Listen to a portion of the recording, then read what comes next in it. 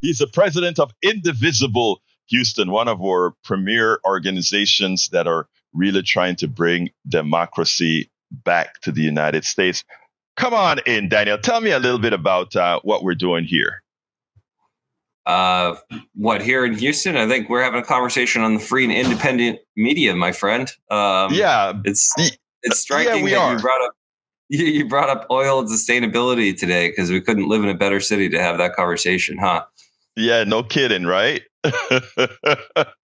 But anyway, one of the reasons I wanted you on this morning, and I always have reasons to have you on because there's so much that you do in the community with regards to democracy, like a few others. You know, we have Ray, we have Neil that we see that are functional within this democracy. But right now, there's yes, sir. Can you arm the screener? Oh, okay, right. I am so sorry. Thank you for reminding me about that. You know, when our heads are hot from trying to stay afloat, you know, all these things go crazy. Anyway, yeah, but we have an important issue that's going to be done within the Democratic Party that I think you want to talk about. So why don't we start there as I get a few other things put together? Sure. Well, the important issue is related to the district attorney, Kim Ogg. And there's currently pushback within the Democratic Party related to the district attorney for behavior that she has engaged in for a long time. And therefore, the pushback has been a long time coming.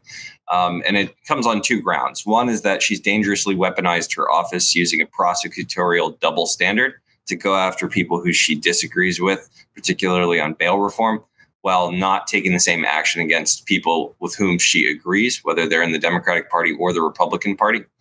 And the second is that she does not uphold the values of the party and that she blocks progress on every single key reform or key issue that the party cares about, or virtually every issue, the central ones that are related to her job, at least. Within all of that, it's worth mentioning that the district attorney time and time again will always, whenever it suits her, do more than the law requires or do the bare minimum of what the law requires. I want you to give us a good example of that, because a good example of that occurred with a person who attempted to vote, something that presumably the Democratic Party is all for, expanding the voting base legally.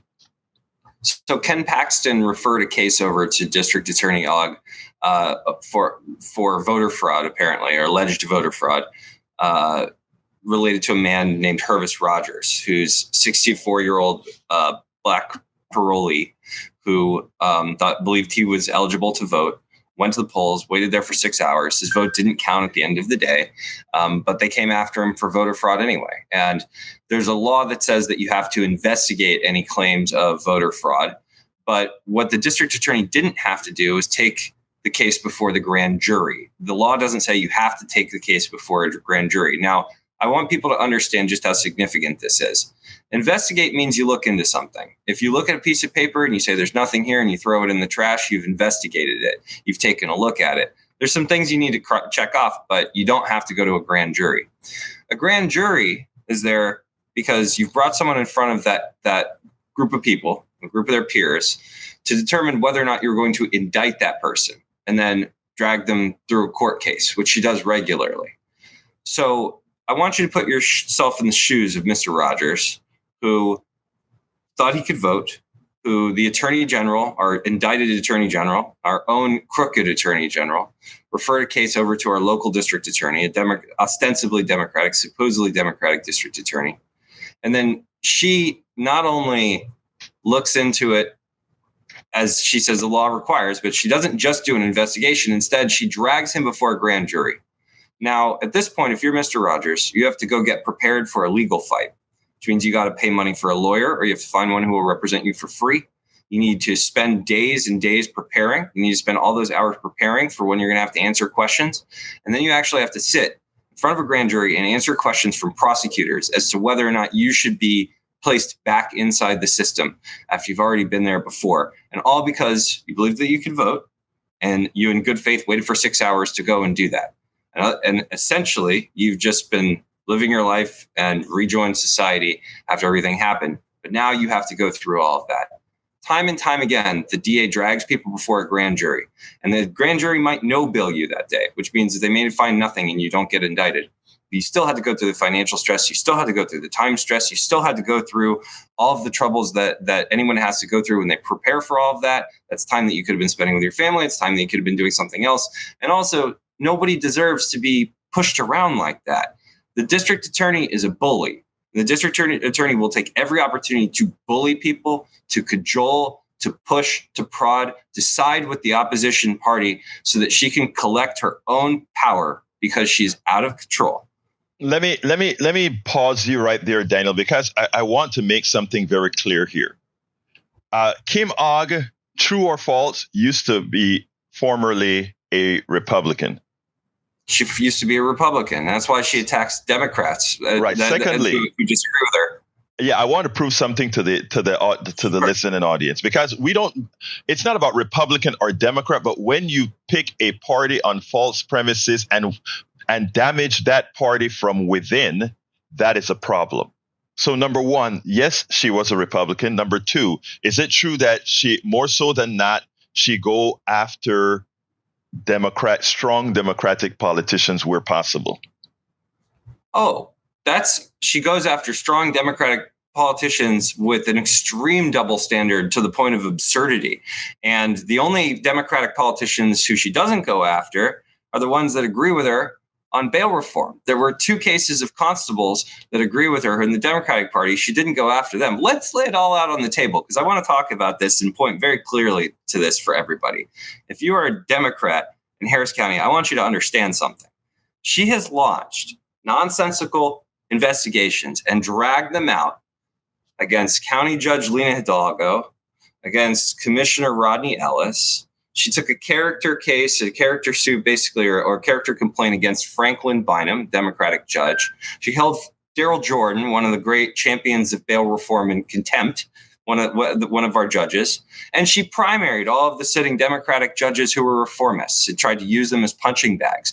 When COVID came around, she blamed the crime spike on them. She claimed that they were letting murderers out of jail. Why did she claim this? Because they started following the law. She used to be able to get Republican judges to just skip over the different constitutional protections and steps related to bail. And she thought that she could just bully the Democratic judges to do that too. Now, I want to stay on that tune, but I also want to show a level of self-interest here. In a county like Harris County, where you are a Democrat, I don't know, probably 60-40, 70-30. I'm not exactly sure what the numbers are. But where you are within your soul a Republican and wanting to get Republican vote, isn't it true that some of the positions that she takes are pretty much self-interest in an attempt to ensure that voting bloc? As an example, that vote, the right wing in this county, in this country, they're using fraudulent voting as a talking point. It is true that most fraudulent voting in Harris County and elsewhere has been found to be done by Republicans. This documented. Isn't that true then, that trying to put that on, let's say, Mr. I forgot his name, who she accused of voting illegally, kind of gave her points with that establishment that she could actually campaign on? I'm sure that that's part of it. I also think that she bait and switched and lied to us a little bit about what some of her positions are, particularly when it comes to misdemeanor bail reform. She consistently continues to lie about that. I think that the political play that she makes is not just with the voting bloc, but also with large powers that be. And what I mean by that is police officers' unions, police chiefs, constables. This $1 million from Harris County goes over to Crime Stoppers. Now, Crime Stoppers, when I was a kid, I mean, I'm not going to say Crime Stoppers didn't have, issues in the past, because I wasn't old enough to know about it at different points. But what I remember is they would say, this person committed this crime. If you see them, call Crime Stoppers at this number. Right. And that was it. That was the way that they operated. Now they're doing this whole, that the bail system is messed up and all this. And they always give half the facts every single time. Any lawyer that you talk to who's in the know and is honest is going to tell you that they're cutting out facts. And she repeats the same talking points. She puts out her own reports on what bail has done. They're similar to the police officers union reports, which is to say that they're completely riddled with holes. They're completely devoid of facts. She cherry picks her data. She picks which time period that she wants to focus on. And she does whatever she needs to do to make it look like the numbers are going in the direction of the story that she's telling. But if you look at any of the official, more academic sources, if you look at the Quattrone report, right, which shows that recidivism, since the O'Donnell settlement, misdemeanor bail reform, we've seen recidivism going down. We've seen less costs, and we've seen either no impact on public safety one way or another, or a decrease in violent crimes. So any reasonable study, any study that's done by academics, shows the opposite of what the DA is saying, shows the opposite of what the Houston Police Officers Union is saying.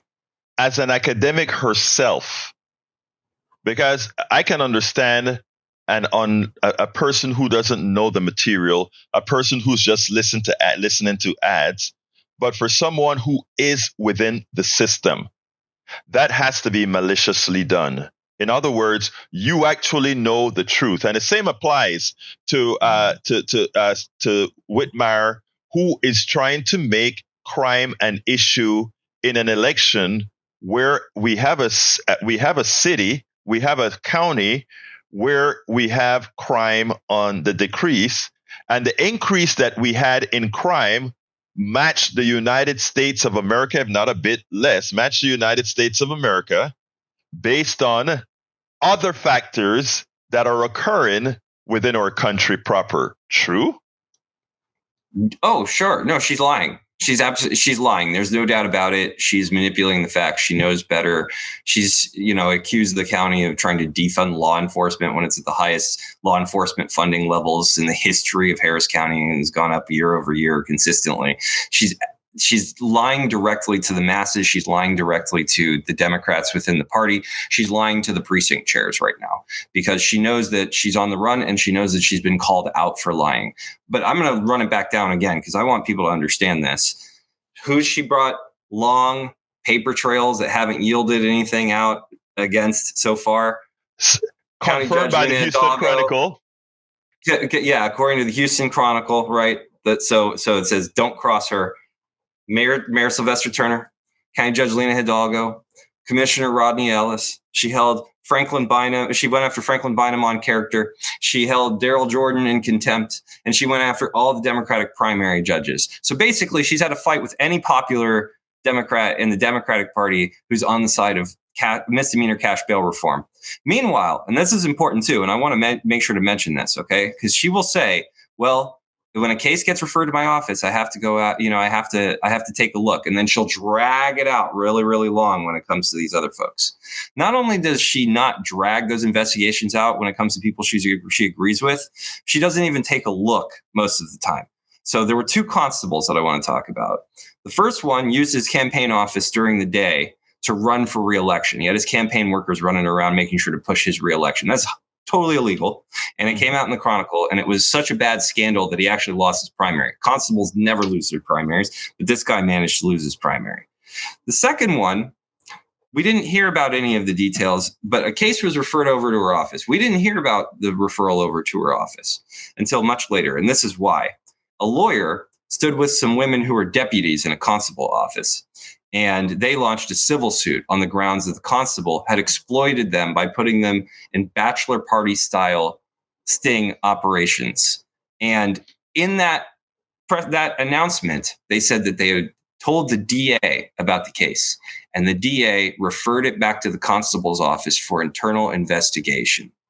So not only did she not drag out an investigation against this constable, she didn't even launch an investigation against this constable. And in both of these constable cases we're talking about, she didn't leak the details to the media. But in every other case, whenever she goes after a political opponent, she leaks all the details. She drags out the investigation for as long as she can, and she makes sure to make a case of it. And then when she gets challenged on it, she says, hey, I'm just calling balls and strikes. I'm just doing my job. I'm just a prosecutor. I investigate all sides. She always has an excuse. She always has a double standard for being the crook that she is. It's wildly corrupt. And she plays this consistently and is always in our way and is always attempting to frustrate the agenda of the reformists. And she does it for her own political gain.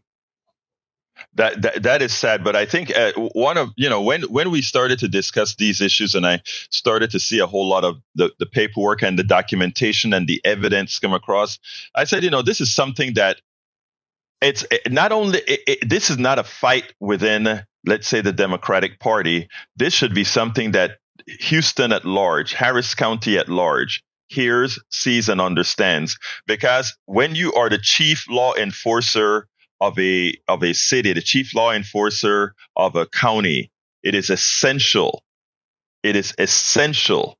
that you are honest. Right now, it's bad enough that we have the entire state. The legal enforcer of our entire state is a corrupt person under indictment. We don't need one that is going after people. We can't quite say illegally because district attorneys have a lot of discretion, but we can say dishonestly and corruptly, correct? I think we can say, we'll have to see what all shakes out. She controls a lot of that information. But what we can say is she's used a prosecutorial double standard. She's weaponized her office, and she's dangerous. She's a dangerous district attorney. She's abusing the law. She's abusing her power. She's attacking her political opposition within the party. And there are folks out there that say, well, why are you attacking a Democrat? And I would like to ask that question of Kim Ott, where she consistently attacks Democrats and does it on a double standard. For her to claim that she's just playing the role of a prosecutor is completely absurd. It falls apart in all cases. I'll give you another example. Usually you get to the end of a case, and if the grand jury, as we mentioned before, does not bill you, then the district attorney puts out a statement and says, ball game's over. That's the end of the day. Thanks everybody for coming and watching. When Rodney Ellis was no-billed by the grand jury on an investigation that was launched by District Attorney Ogg, she put out a 2-page open letter that she sent to County Attorney Christian Menefee, claiming that there was all kinds of civil investigations that people should look in. Highly irregular. District attorneys don't take positions like that. District attorneys don't go way out of their way to go on and on and on and about all the things that could be over in the civil side. No, you were there to prosecute the criminal side of it. And you haven't done that. And so, that's it. The ball game is over. You need to put out the same statement you always do. And by the way, one other thing, we haven't even talked about the real world impact and harm that goes way beyond these investigations as well that she's done. The overcrowding of the jails because she refuses to clear out nonviolent charges for people who are nonviolent who've been sitting in the jail for months, rotting. Some of these people got in there because of just mental health episodes and things like that. There have been people who have died in the jail because of the overcrowding. And these families are smart enough to know that she played an immediate hand in doing that because she's had this information. People have told her how she can clear out that backlog. Or the fact that she runs her office like a complete chaotic circus, which is why prosecutors stream out of that place as quickly as possible. She's always looking for staff. She's always running people out. There are stories after story after story of people who say, she had me working on this BS paper charge, or she had me working on this thing over there, wouldn't let me go after this capital murder case that I was actually working on right now. And then she turns around and says, hey, I need more funding, after she's pursuing paper trails left and right against her political opposition that have yielded no fire whatsoever. She's dangerously out of control, and it all impacts of that, people's lives. And that's what I was about to say. All of that is horrendous. But, like I always make the distinction between how a politician deals with their employees and how the politician deals with the public at large. We elect them for the public at large. And if that affects the public at large, we definitely must be on it. It does. And that's the thing, is that if you run prosecutors out of your office as a DA, then you're talking about you don't have enough prosecutors, then you've made the case for us. I mean, if you can't move the cases because you can't keep people and because you're, she has got people who are in that office by day who are basically volunteering by night. Okay. Or all but volunteering, getting the pit that work on the political side of it. Okay. So, to to claim that she's just running a regular old office doesn't make any sense whatsoever. She needs to honestly be, look, the electorate needs to know about what's going on right now. Absolutely. That's why there's an uprising with the precinct chairs. And that's what we're doing. Let's go to the phones. Come on in, Bard. Let's go ahead and get your calls before we go to the other subject as well. Oh, I love when you Democrats attack each other. It's so great. In the morning. You go actually, after, Bard, before you finish, hey, because you work for the Chronicle or what? Oh, no, hold on a second, Bard. Before you finish, let me just say that what Daniel is doing is not an attack. What Daniel is doing is something that we hope all parties do, including the Republican Party, which we have yet to see in any substantive manner, and that is fearlessly go after, make sure that the participants within the political sphere are honest. Continue, Bard.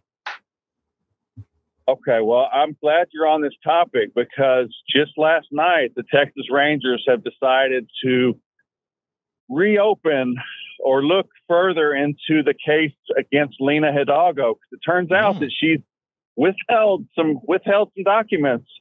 Wow. Right.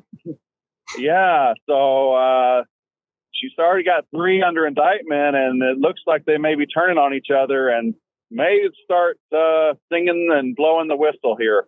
I love that. I tell you what, I'll let brother, Cohen talk about that. Go ahead.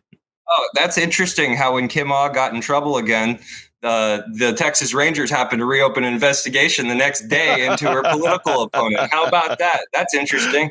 Democrats going after Democrats. Is Kim Ogg a Democrat? I had no idea. It seems like all of her friends are Republicans at this point. I mean, look, this is you can set your watch to this, man. Every single time the district attorney gets in trouble, she either throws a Crime Stoppers gala on public money and gets billionaires to stand next to her and lies about misdemeanor bail reform and trots out the same stuff that they've been using for decades, or she investigates Lena Hidalgo, which she's been doing for years, and there's been no smoke and no fire.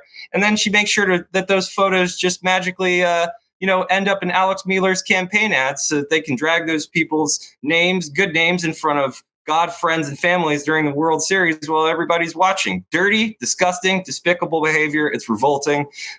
You can call it an attack or not, Egberto, but those are the words that I would use. Oh, no, that's not. No. I agree with you. I agree with the only reason I would put a political thing this matter on the program is because it has relevance to the people. And let me tell you what, of all the, hold on a second, Bart, I'm going to come back to you. But of all the things that got me was when she went after the voter, what's his name? The black guy. Mr. Hervis Rogers. Yes. Yes. And the reason why, because that type of attack puts a chill not only on Mr. Rogers. Rogers, did I get the name right?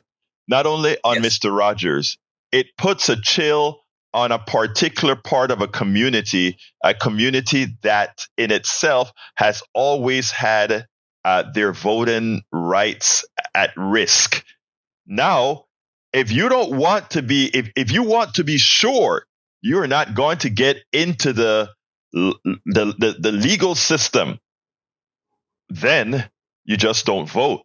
Because if you just don't vote, it's not going to happen. That is a mentality. That is a subliminal message that she wanted to put out there, in my humble opinion. But it's deeper. It's a message to a Republican right-wing base that says she's one of us. She is a Manchurian candidate. Go ahead, Bard. Well, I'll leave with this. If you really want to see some corruption and some use of taxpayer wasteful, illegal use of taxpayer funds, which I pay, you pay, we're the taxpayers. It's our money. Yes, we are. I'd like to hear Mr. Cohen explain Rodney Ellis's art collection, African art collection that he has in a huge warehouse that we paid for. And okay, you better wait because Cohen is ready for that, Bard. Cohen is ready for that. Go on, brother Cohen. I'm just going to say, just first of all, Bart, I hope you never get dragged before a grand jury in front of God, friend, and family for some BS charge because the district attorney just doesn't like you or needs to placate her political base. I pray to God that never happens to you because you don't deserve it, and neither do any of these other people.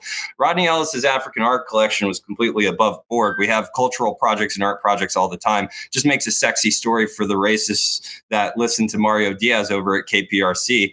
And I guess you find it interesting too. And I'll let you speak for yourself or think for yourself when it comes to that. There was a thorough investigation in front of a grand jury and there was a no bill. Did the district attorney then release a statement like she normally does saying, that's it, ball game's over, there's been a no bill, we've thoroughly investigated the evidence and there's nothing here to look at? No.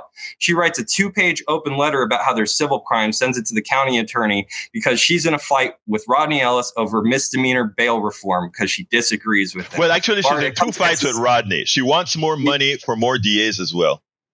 Right. She says she wants more money. She's been running them off left and right. But I want to thoroughly answer Bart's question. At the end of the day, the county attorney looked at that letter and threw it in the trash. But what's more important than that is letters like that don't get written. I want to explain this again very clearly.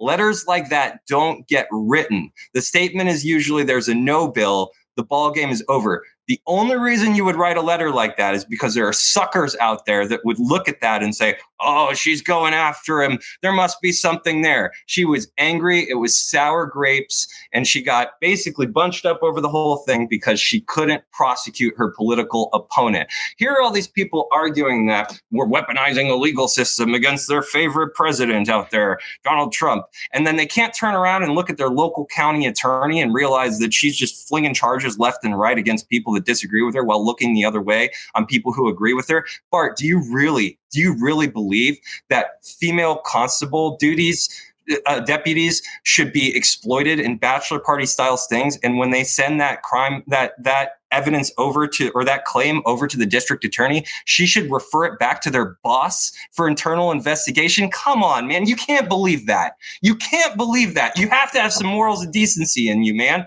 You're asking me these questions that you pick up from the mainstream press about African art, about cultural exhibits at the county, and you look the other way on women being exploited in a constable's office, that the DA doesn't even take a look at that, man?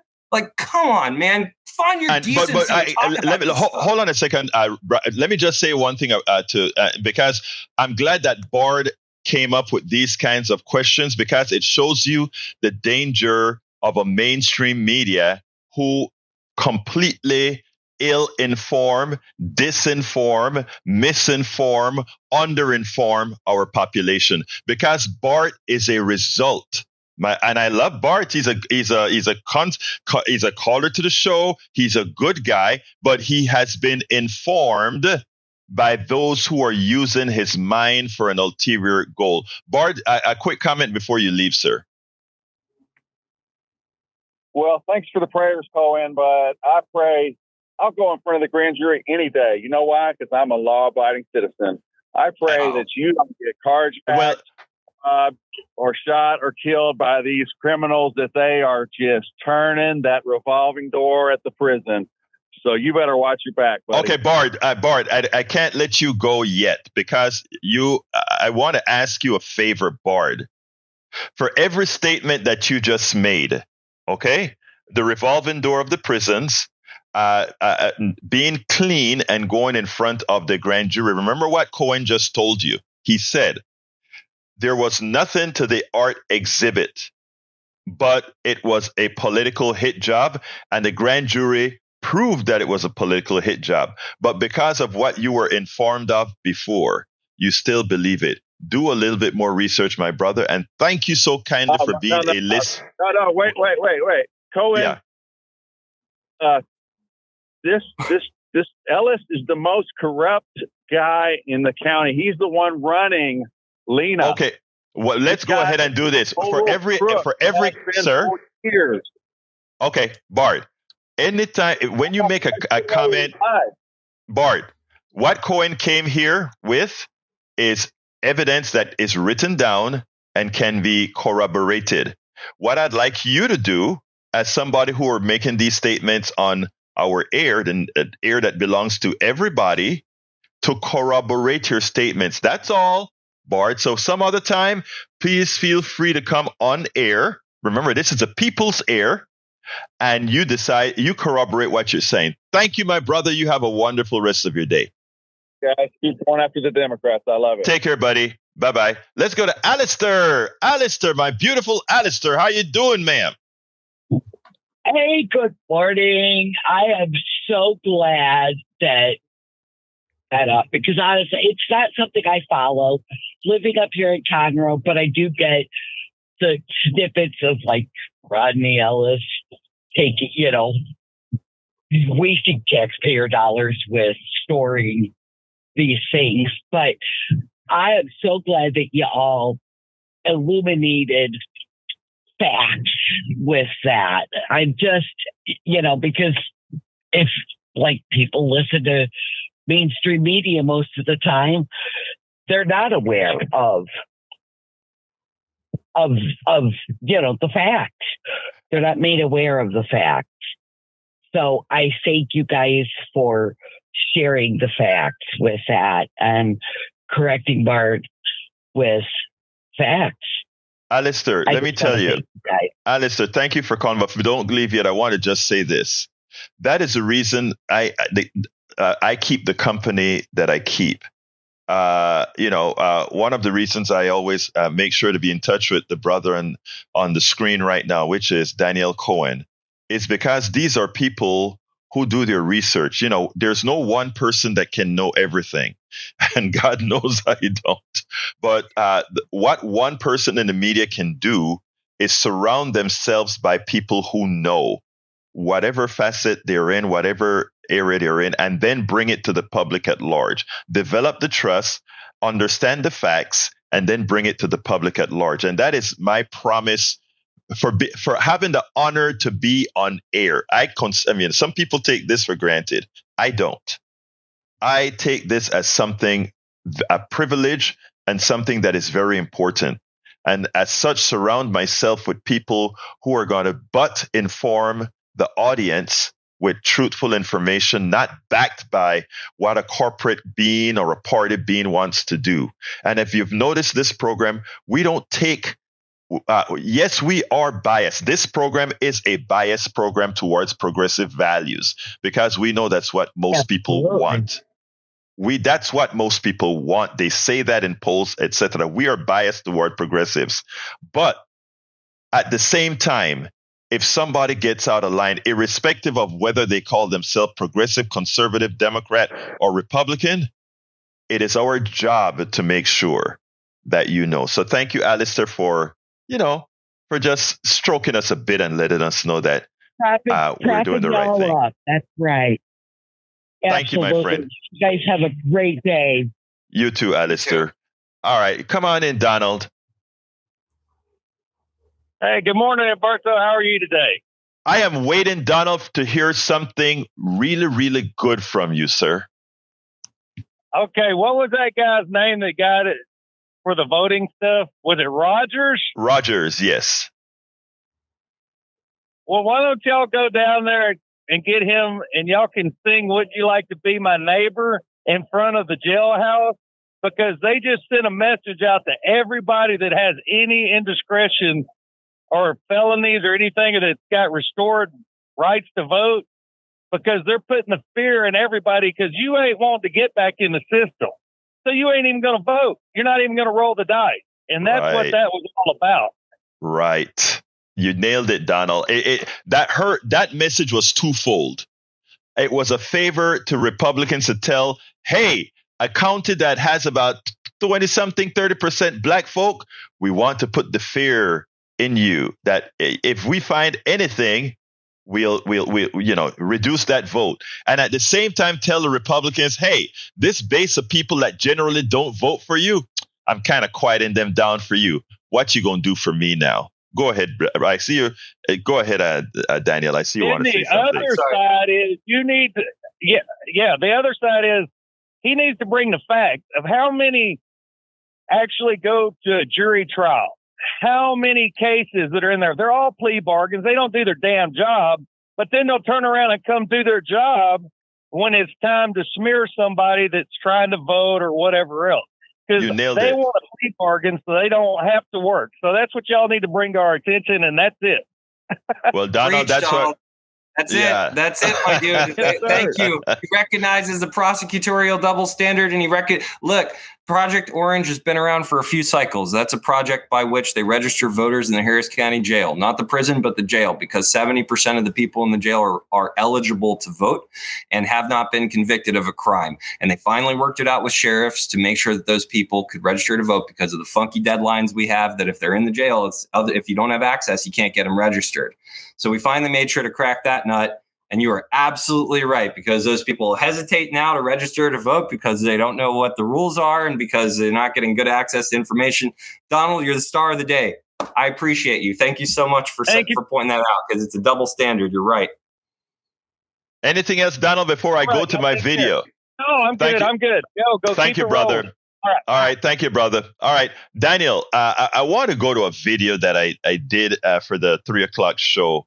And this is one where I mentioned it to you off air, where we have Rick Santorum gave the tenet of the new republicanism. And I want you guys to listen to this well, because it's important for us to understand. Most Americans, forget about your party for a change. Forget about all of that.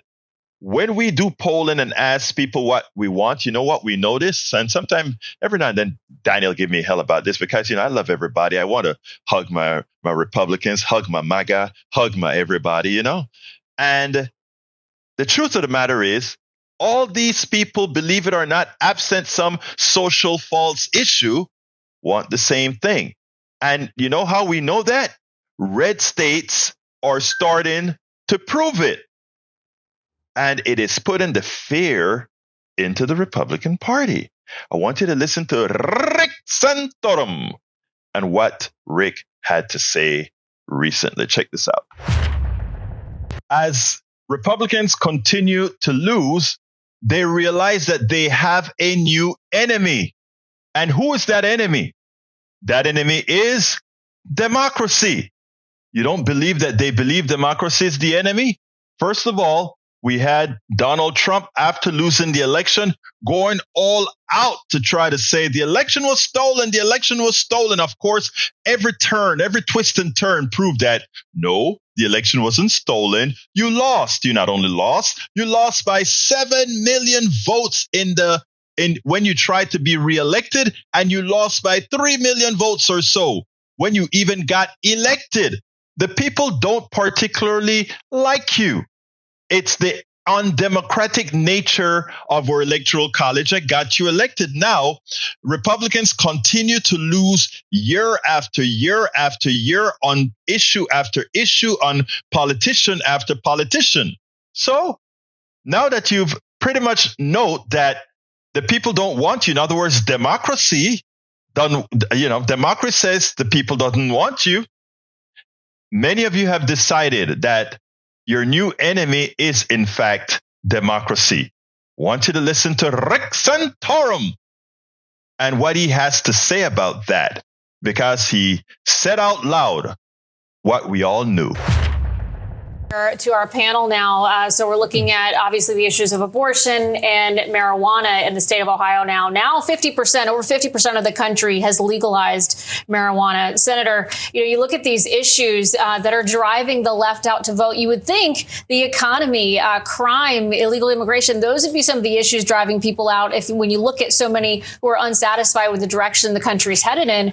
But apparently that's not it. Remember, these elections, off-year elections, odd-number elections, are very low turnout elections. They are base elections. And the Democrats have traditionally, number one, outspent us, not just in odd-number year elections, but generally speaking, number one. And number two, their base is more ginned up to go out and vote generally than Republicans. We've seen this now for the last several years. And so a base election, Democrats outspend. And you put very sexy things like abortion and marijuana on the ballot, and a lot of young people come out and vote.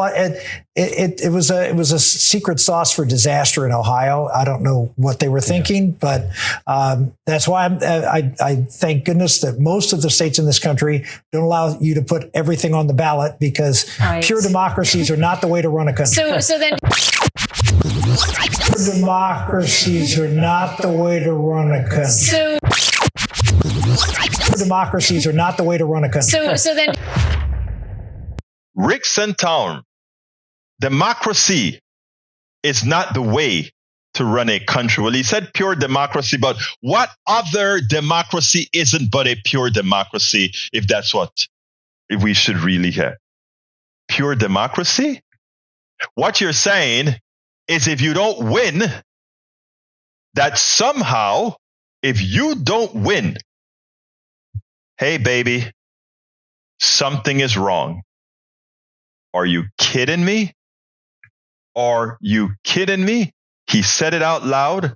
Donald Trump put the country at risk by trying to say democracy is his enemy. That's what we have to work with. That is what we have to work with. I can't wait to hear Brother Cohen on this one. I'm speechless. I mean, is it, does he prefer an impure democracy, Mr. Purity Test? Is he saying that the representatives that were chosen in Virginia to represent the rest of us are a direct democracy, or is that a representative democracy? Is he against ballot measures in Virginia and Ohio, similar to, but for the ones that passed in Texas with flying colors, or did you think that the ones that passed in Texas that were conservative props also should not have passed? They love to talk about this, where they say they've started to attack democracy outright and talk about mob rule as if we don't have layers upon layers of representatives and legal frameworks that people have to jump through in order to make laws happen.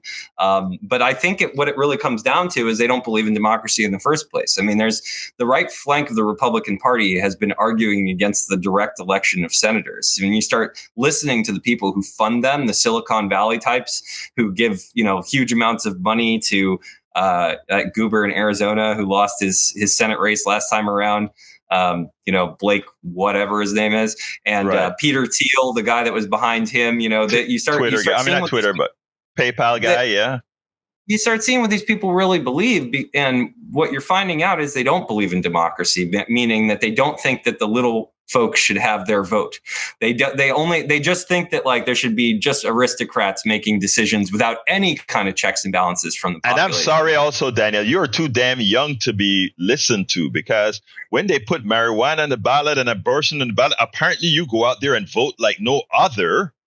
That's right. So what's wrong with you? You can't be a part of our democracy, Mr. Cohen. He really slipped when he said, they put sexy issues like marijuana and abortion on the ballot. Like Rick Santorum, that he could fix his mouth to say that after all this time, saying that he wants to, basically put women in chains and prevent anybody who wants an abortion from getting an abortion. And then here he is turning around calling it a sexy issue. I mean, really, at the end of the day, you'll always notice this.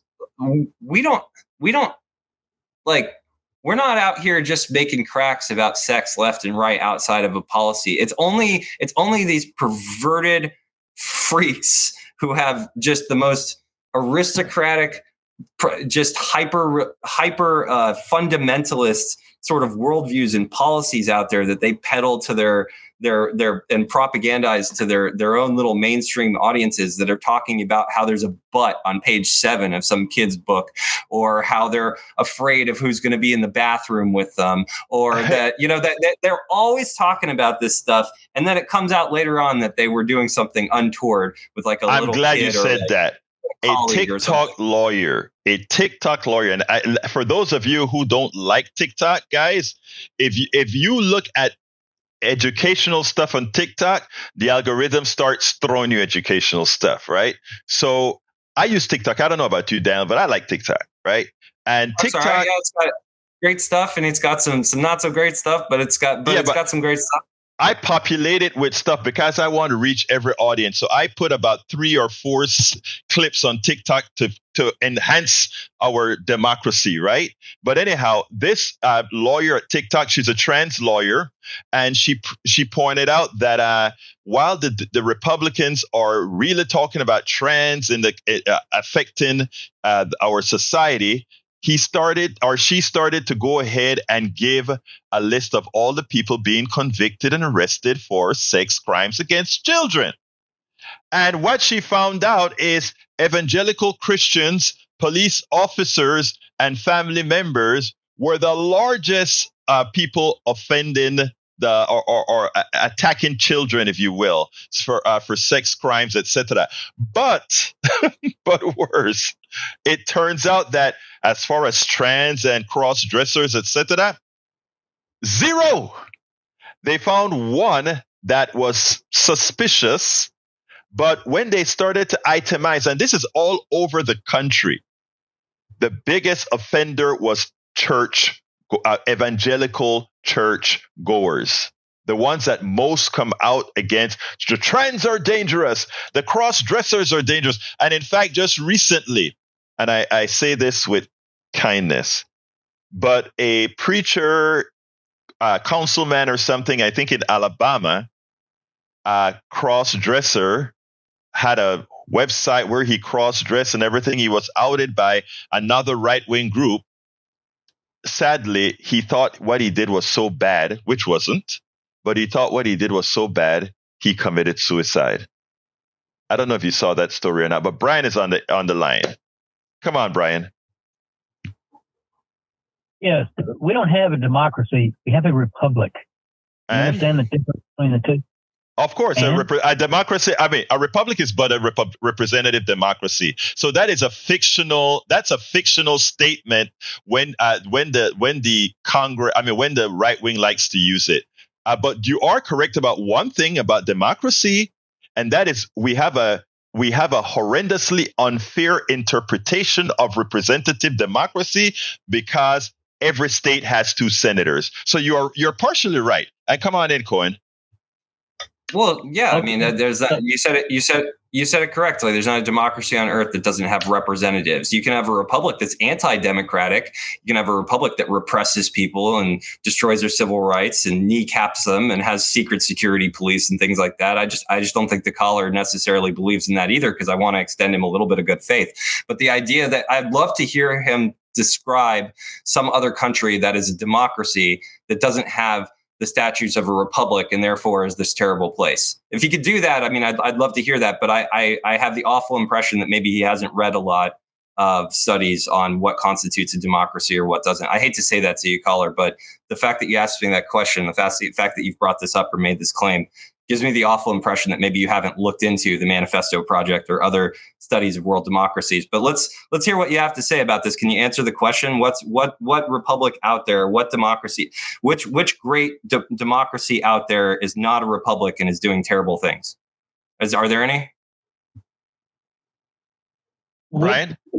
Is not doing terrible things? Is that the question you just asked? I want to know, you said that we are a republic, not a democracy. I'd like you to name a country that's not a republic. But it's a... Listen, hold on. I want you to make sure you have the question. I want you to name a country that's not a republic. It's a democracy, but it's not a republic. And I want you to show me all these great harms from that country in the world. Okay, it's called the United States. We're a democracy, but not a republic? You just said we're a republic. I want the country out there. I want you to name me a country that's a democracy, not a republic. We are a republic. No, listen to me. You're not listening to me. You're not answering the question correctly. I'm going to ask Okay, I tell you what, hold on a second. Hold on. One more time, Umberto. I need to ask. No, but we're out of time. We're out of time. This is on air.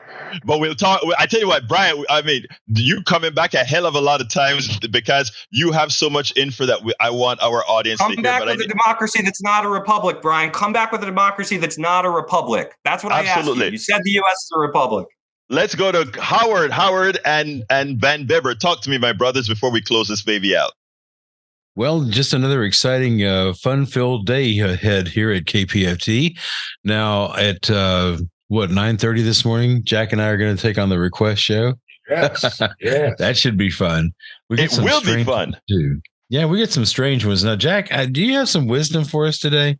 Well, what will we do without democracy?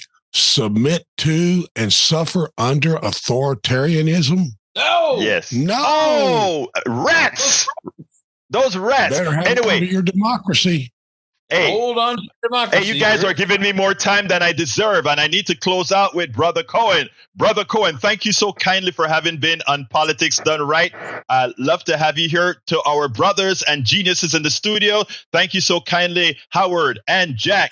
We're going to close this baby out. For the topics we didn't cover, go to politicsdoneright.com/newsletter. politicsdoneright.com/newsletter. My name is Egberto Willies. This is Politics Done Right, and you guys know how I end this baby. I am what? Out! We spend a lot of time deconstructing the news, trying to parse it into a form that everybody can understand. We try to find those little nitpicks where it flies above the fray, etc. If you really like these videos that we do, I want to ask a big favor. Please go ahead. Number 1, subscribe to our channel, and number 2, please join if you can. Thank you so kindly for watching. Keep watching. Please remember to share. We must populate the entire internet with our progressive message, a message that we know is what most Americans say that they want. So help us, please join.